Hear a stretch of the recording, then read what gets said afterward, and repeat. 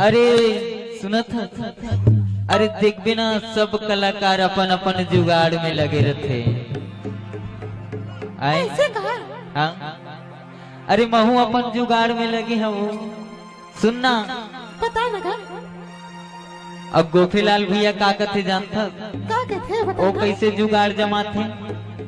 हाँ बता ना। अरे गोफे कहे तोरे नैना मा जादू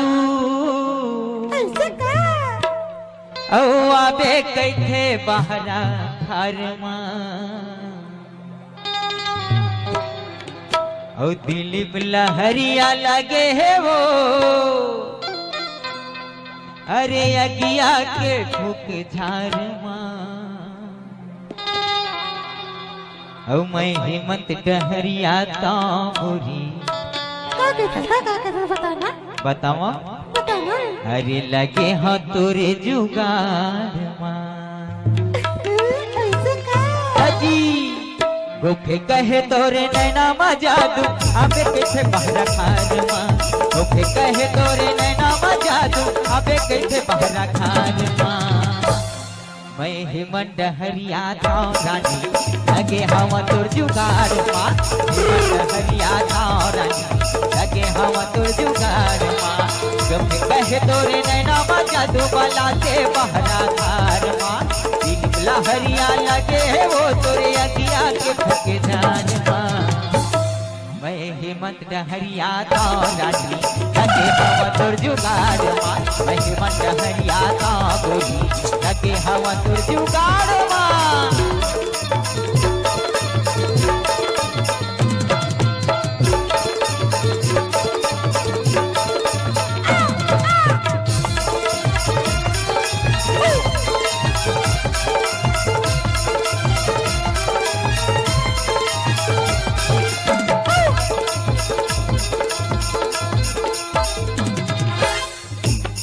और सुना थटरी और का कथे बड़े बड़े कलाकार भैया मन जानता का कहते बता और शिव कुमार तिवारी का कथे जानता का कहते आधा राची कारा बजाते तिवारी सुने राम बाई गोरे लाल हाज मामा गेता देव गलारा बाई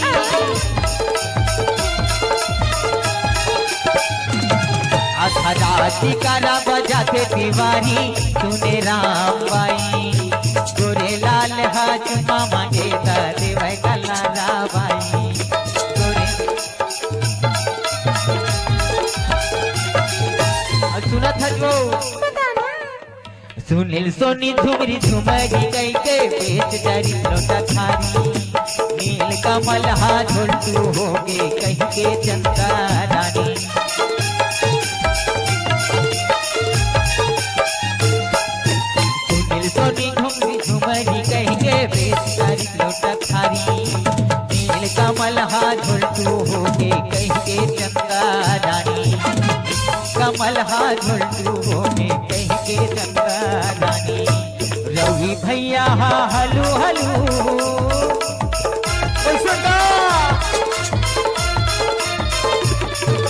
रवि भैया हा हलू हलू मजा उड़ा थे रतिहा और जा रवि भैया ला पूछ ले रे सही बात है संग भाई सही बात है महू लगी हो तोर जुगाड़ माँ ऐसे का कैसे रवि भैया अरे सही बात है हेमंत भैया सही बात है आरा मैं हेमंत हरिया तो रानी लगे हवा तोर जुगाड़ हेमंत हरिया तो बोली लगे हवा तोर जुगाड़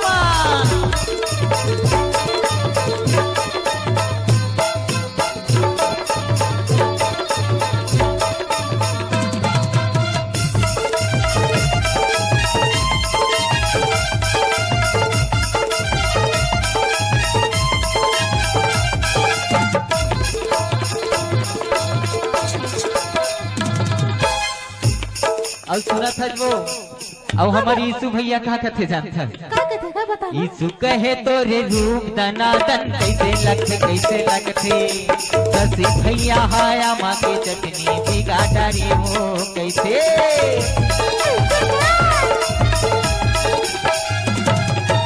यीशु भैया कहे रूप रूप दनादन कैसे लगते ससुरी भैया हाया माँ के चटनी बिगा डरे वो कैसे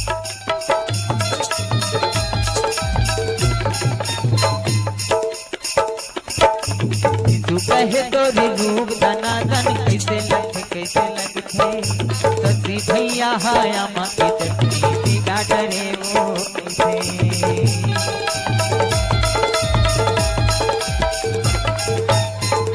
आनंद कृपाल हटोला दुख चुपला खवाई से दिल लगी माँ दिल और तनी अमृत दास लगाई से आनंद कृपाल हटोला दुख चुपला खवाई से दिल लगी माँ दिल और तनी अमृत दास लगाई से दिल लगी माँ दिल और तनी अमृत दास लगाई।